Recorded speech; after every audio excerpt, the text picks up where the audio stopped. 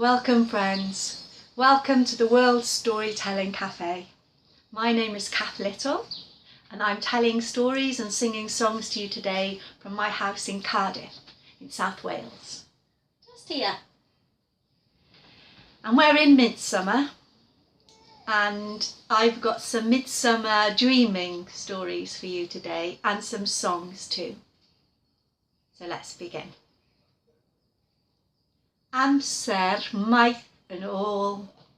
Once upon a time there was a queen and her name was Ellen and she lived in this land a long time ago. The story says she wore a crown of gold studded with pearls and rubies. She sat on a golden throne and wore a dress of white and gold brocade. And it was as easy to look at the sun at midsummer noon as it was to look at Ellen, for she shone. She's known as Ellen Llwydog, Ellen of the hosts, Ellen of the ways, Ellen of the dream paths, for she could send out dreams. And once she sent a dream all the way across the sea to Rome, to the Emperor of Rome, Max Enweledig. Now Max Enweledig was out hunting one day in midsummer and he got too hot and too tired, so he decided to rest beside a stream. His men brought him a shield to pillow his head, and they made a canopy of shields hanging on all their spears to guard him from the hot rays of the sun. And there he slept.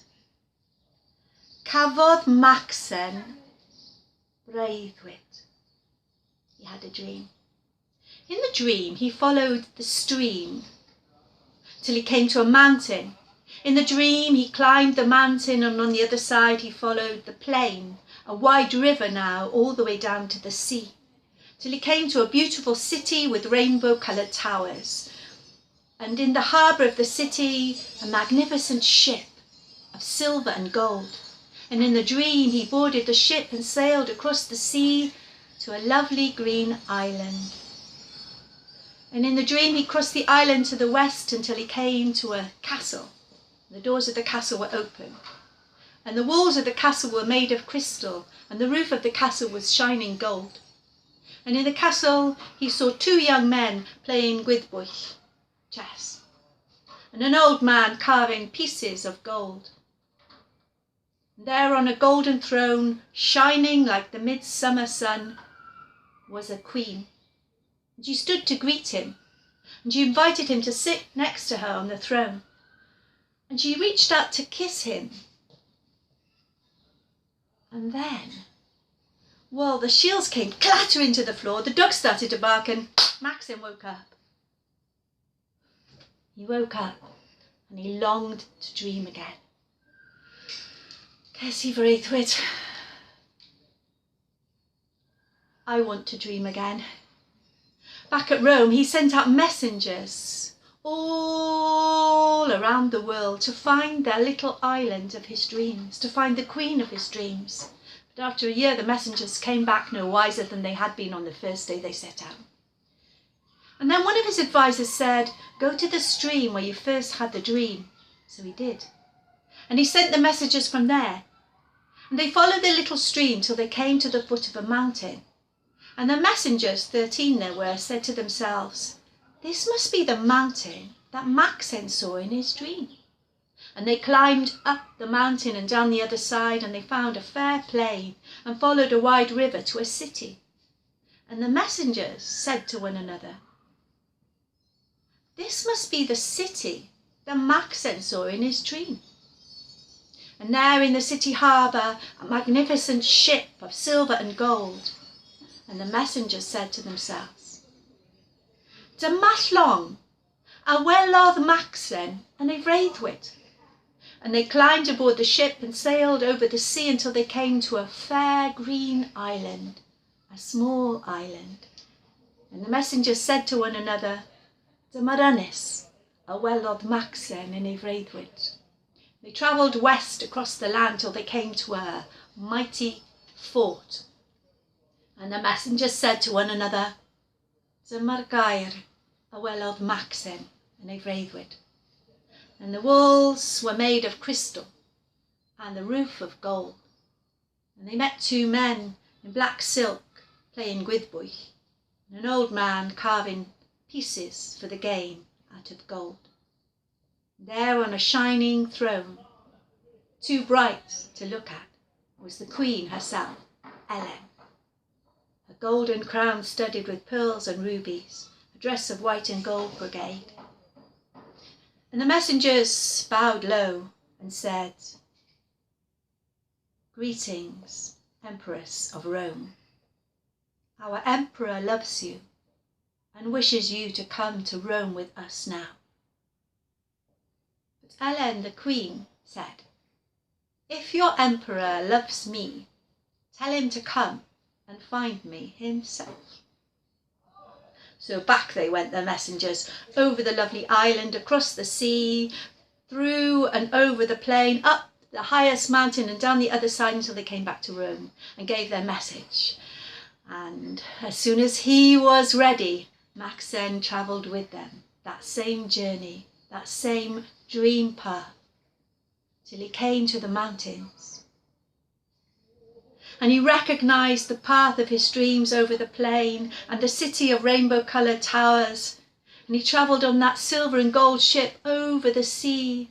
Hwyliodd dros y môr, nes cyrraedd at yr ynys hardaf yn yr holl fyd, the most beautiful small island in the world, Ynys Prydain, the island of Britain. And he crossed to the west till he came to the Caer, and the doors were open, and the walls miriau o cystal gwerthfawr, and the roof thaw o aur. And there were the sons of Adar, the old man carving golden chess pieces, and the sons, Cynan and Gwydion, playing gwyddbwyll. And there, on a golden throne, was the Queen Ellen. It was more difficult to look at her than it would be to look at the sun at noon on midsummer. Disgleiriodd hi. Ellen stood to greet the emperor, croeso, and invited him to sit on her golden throne with her. And she reached over and kissed him. And he did not wake up, for this was no longer a dream. That night, Ellen shared her bed with the Emperor of Rome. And the next morning she asked for her gifts in return. She asked for 3 castles to be built in the island, in the north, the west and the south, and for roads to be made leading and connecting them and all her people. And those things were done by Maxen Wledig. A castle in the north, Carnarvon, in the west, Carmarthen, in the south, Caerleon, and the roads that connected them all. For once upon a time, Ellen, the shining one, sent out a dream to the Emperor Maxen.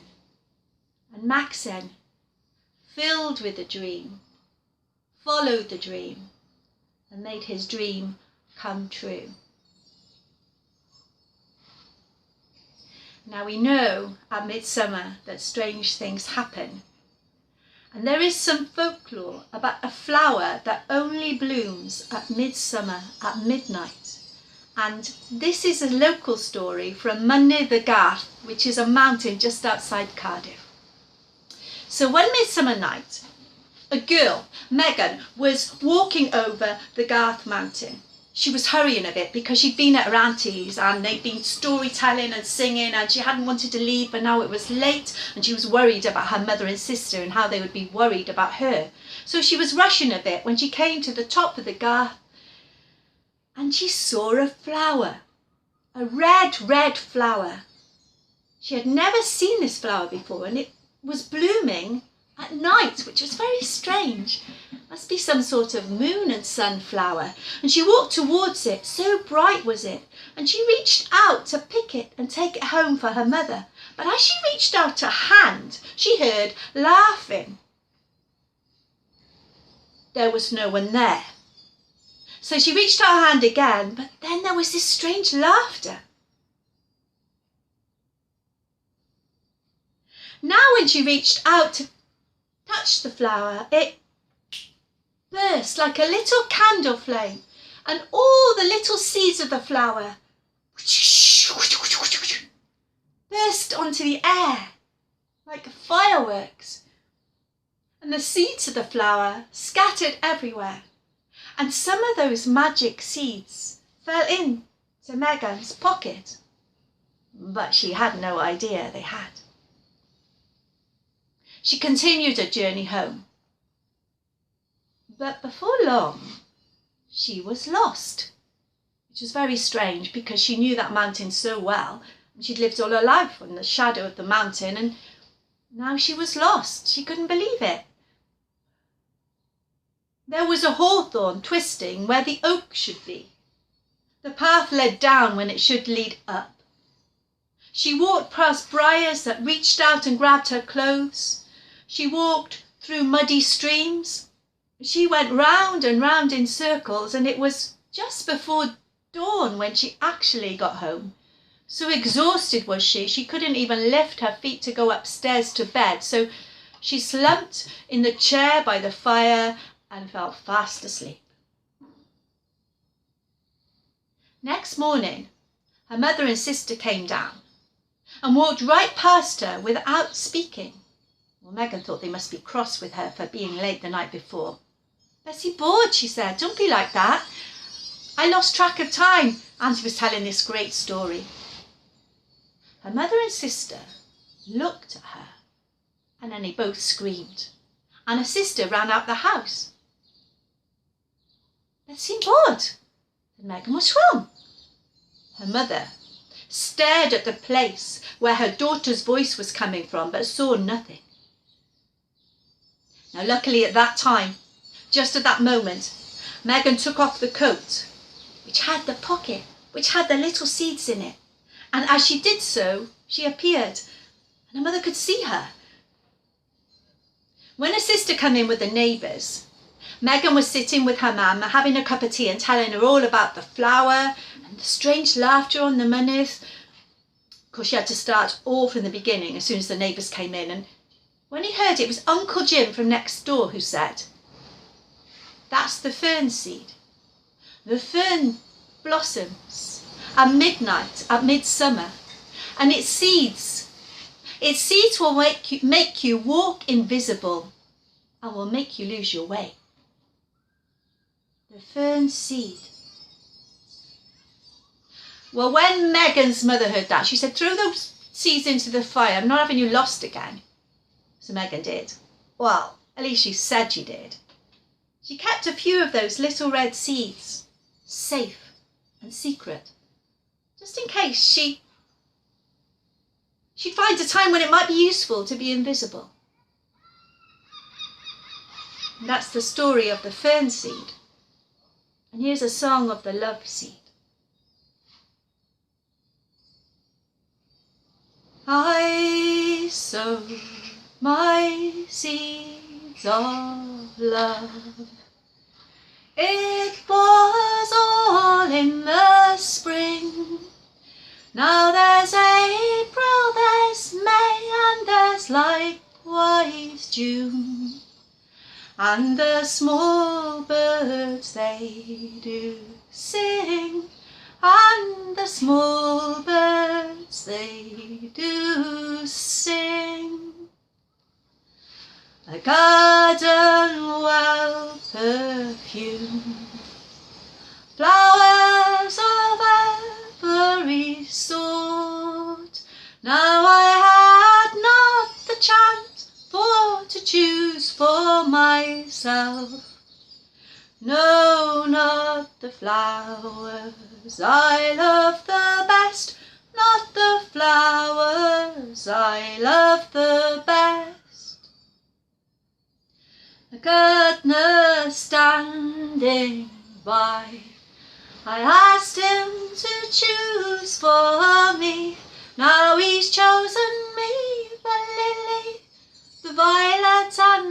pink. Ah, but I did refuse all three. Ah, but I did refuse all three. The lily won't do for me, because it do fade so soon. The lilac and the pink I now have overlooked, and I vowed I would wait till June, and I vowed I would wait till June. June brings forth the red rosebud, and that is the flower for me. I oftentimes snatched at the red rosebud, so I gain at the willow tree, so I gain at the willow tree. The willow tree it will twist, the willow tree it will twine. I wish I was in my true love's arms, that once held this heart of mine, that once held this heart of mine. Come all you young maidens that have a mind to chipper or to change, while the grass that you lately have trodden underfoot, and in time it will rise again, and in time it will rise again.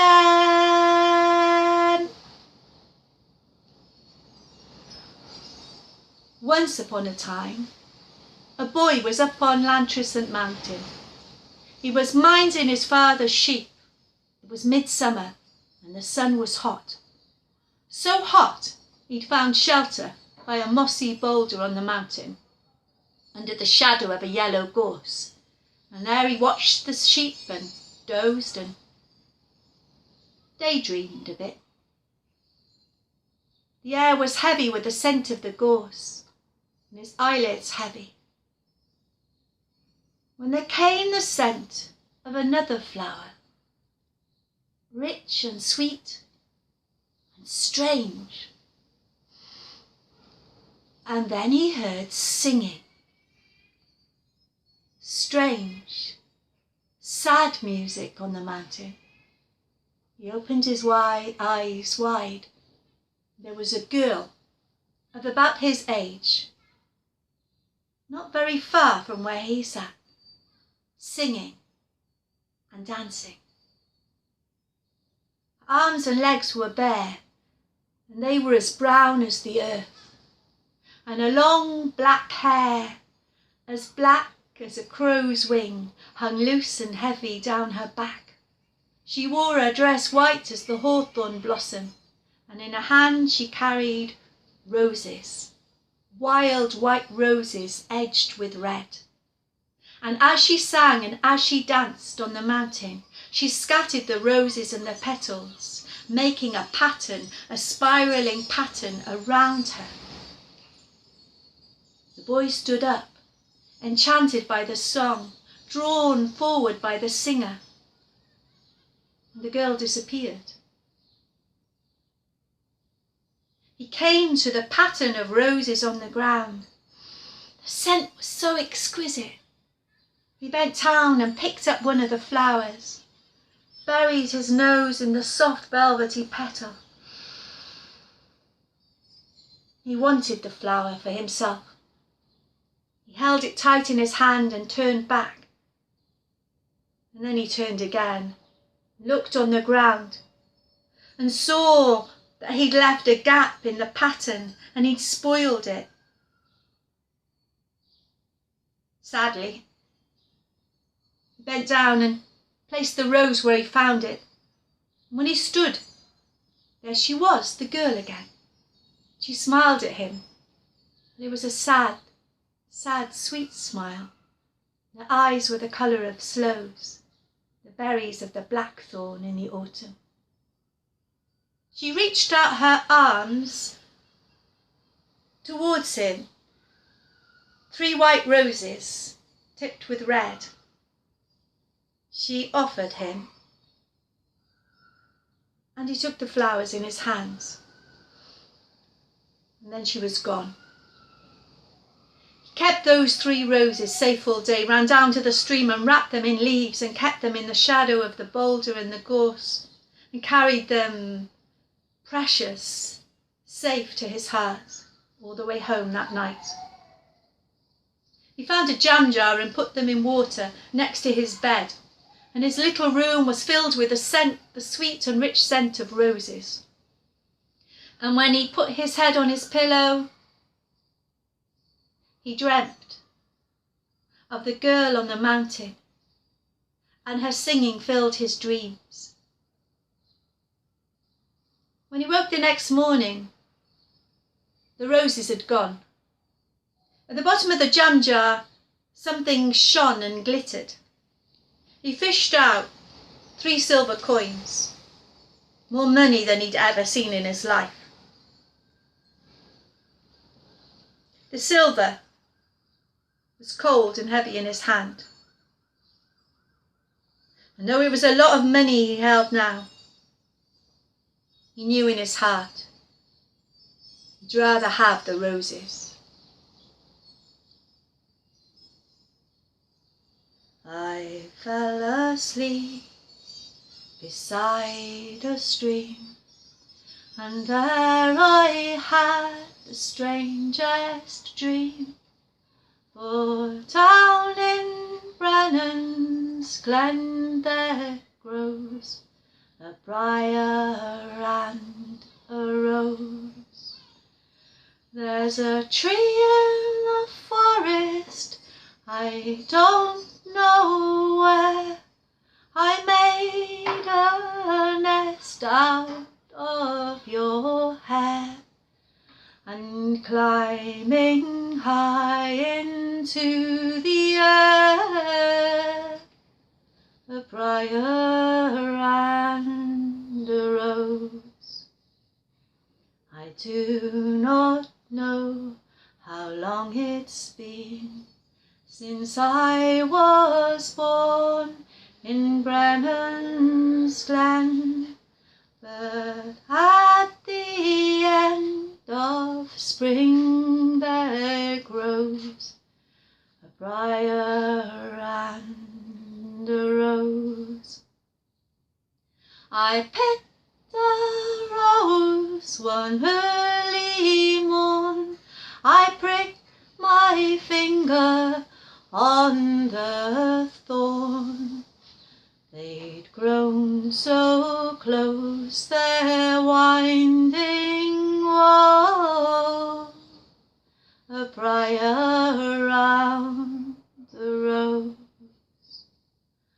I tried to tear them both apart, I felt a bullet in my heart, and dressed in spring's brand new clothes, a briar and a rose.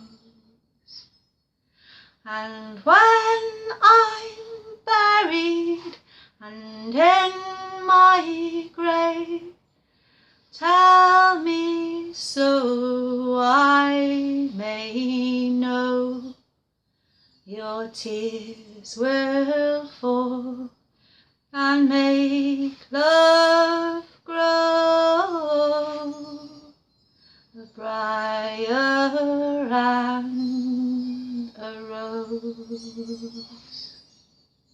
And when I'm buried and in my grave, tell me so I may know your tears will fall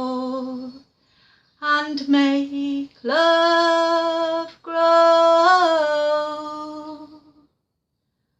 a briar and a rose.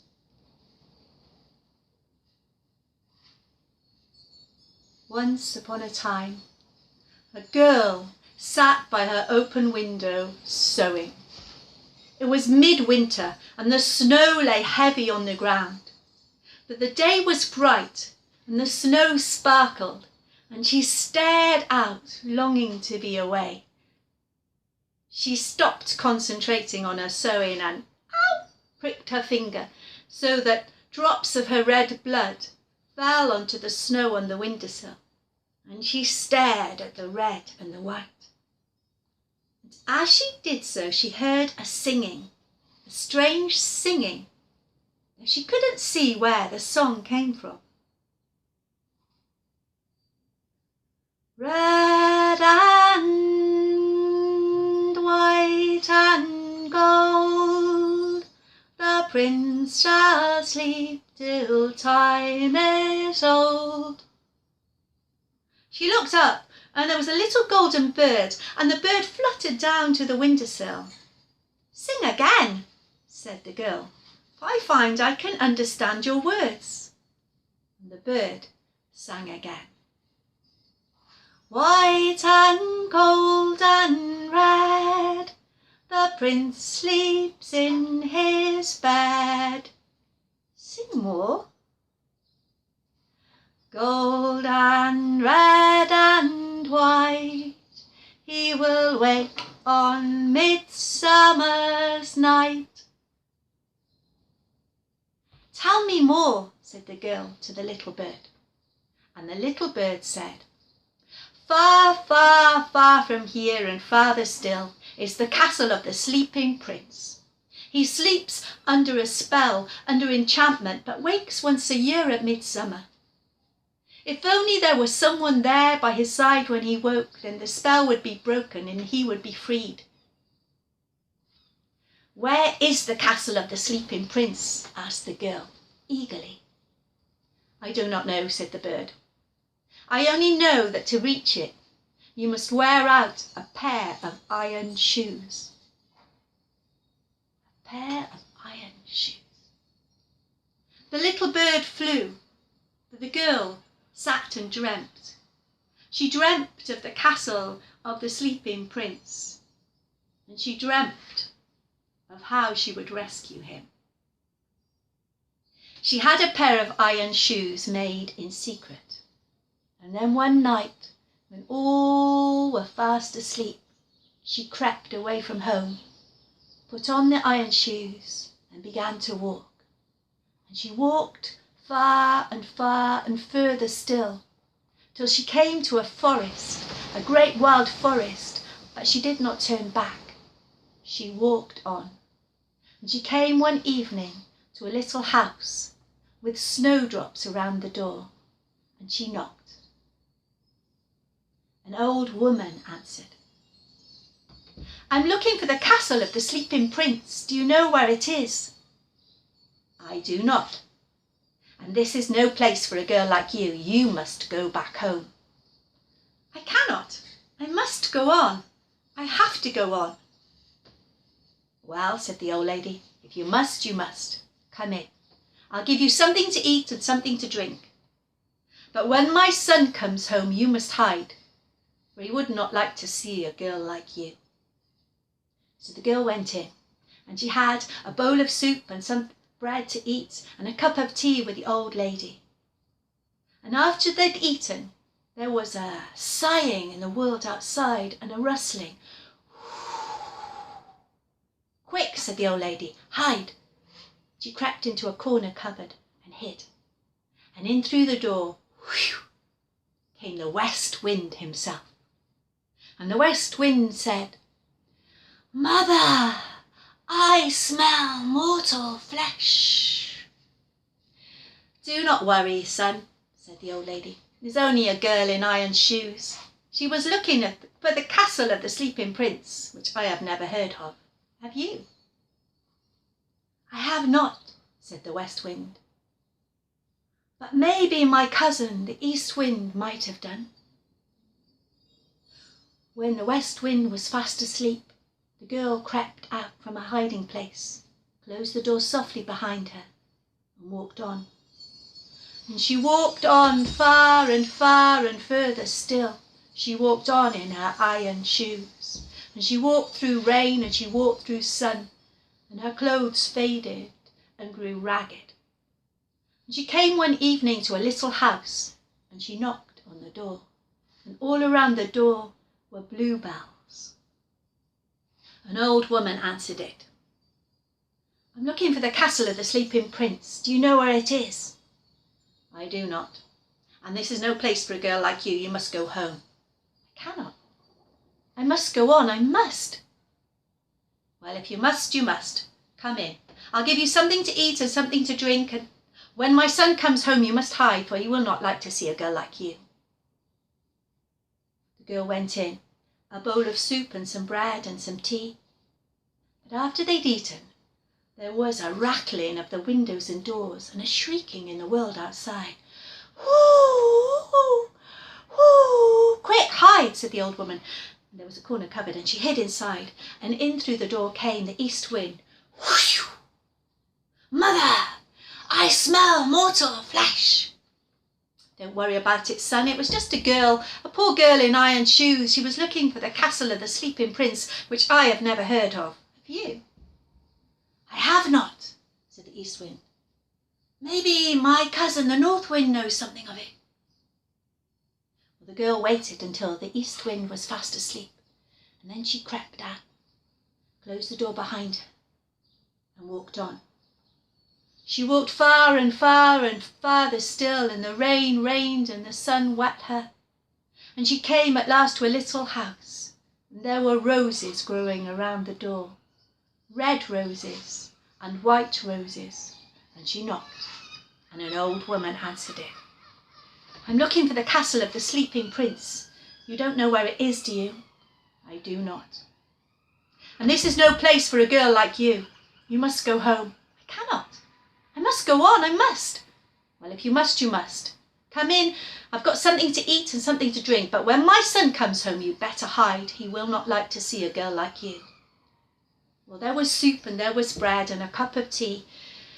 And when they'd eaten and when they'd drunk and when they'd talked a little while, there was a whole shaking of the house, and hail hammering down on the roof, and the wind howling. "Quick, hide!" There was a corner cupboard, and she quickly ran inside. And then the door was blown open by the north wind himself. "Ho!" said the north wind.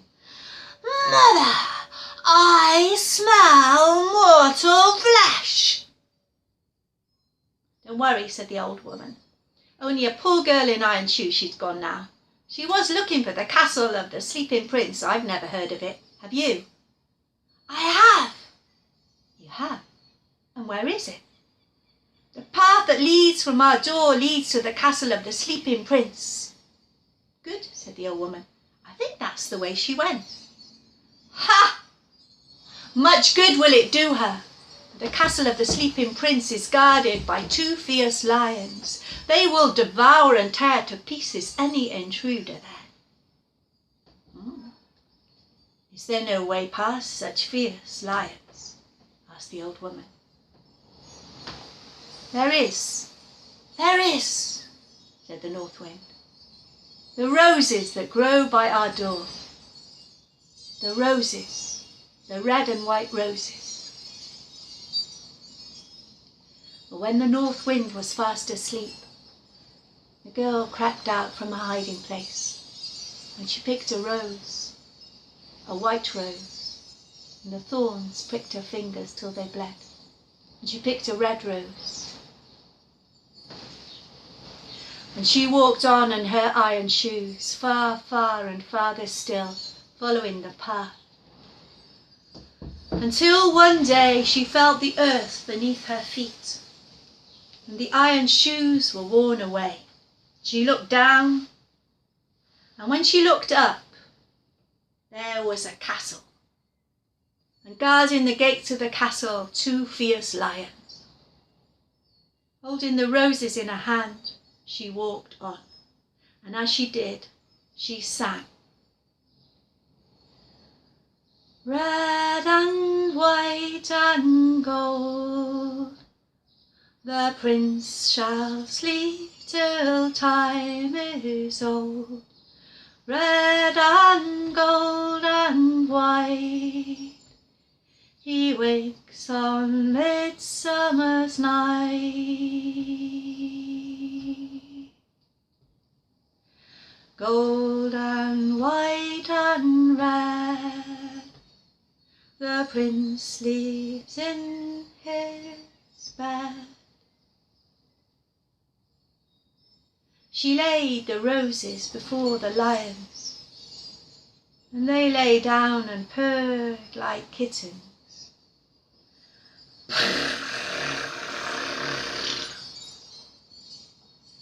And the gates of the castle opened, and the girl walked in, and everything and everyone lay fast asleep. The horses in the stable slept, the groom slept too. The pigeons on the roof slept, the flies on the wall slept too. Through the kitchen cook slept. Through the rooms, the many rooms of the castle, the servants and the courtiers slept. And in the throne room, the king and queen slumbered on their golden thrones. She found a stair that led up higher and higher until she came to a room, and there on a bed, sleeping, the prince. She sat down beside him and waited. But she didn't have long to wait, for she had walked into midsummer night. And the prince opened his eyes and saw her there, and gazed at her and said, "You have broken the spell." And then everything and everyone woke up, and the castle was full of noise. For the horses woke, and the grooms woke, and the pigeons woke and flew, and the flies started buzzing, and the kitchen chef started cooking, and the servants started running, the courtiers started courting, and the king and the queen stretched and yawned and found their way to the bedroom. And when they found the girl and the prince, they found them deep in conversation. "How can we ever thank you for breaking the spell?" they said. "How can we reward you?" The girl looked at the prince, and the prince looked at the girl, and they found they had grown to love one another in that conversation. The prince.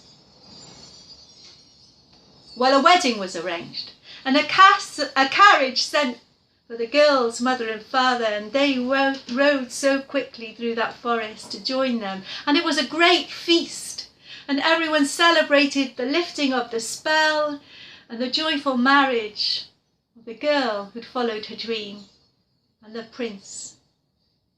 And the singer at the wedding was the golden bird, and the golden bird sang for joy. And those are my songs, and those are my stories for midsummer. Love to you all. Stay safe and stay well.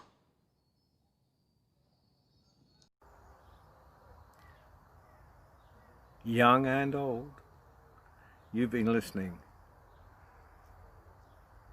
to a wonderful storyteller. And if you really liked it,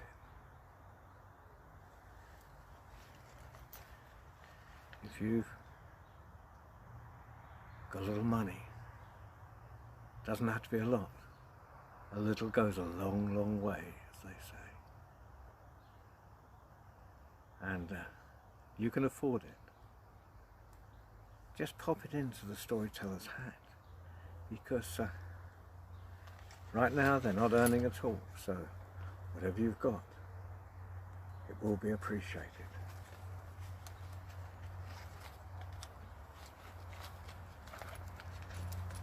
And I'm sure you parents will have set a good example for your children. Oh, it's lovely. I'm only joking. But it will keep some of us going through this crisis. And those of you that are all self-employed out there will know exactly what I mean, and you're probably exempt.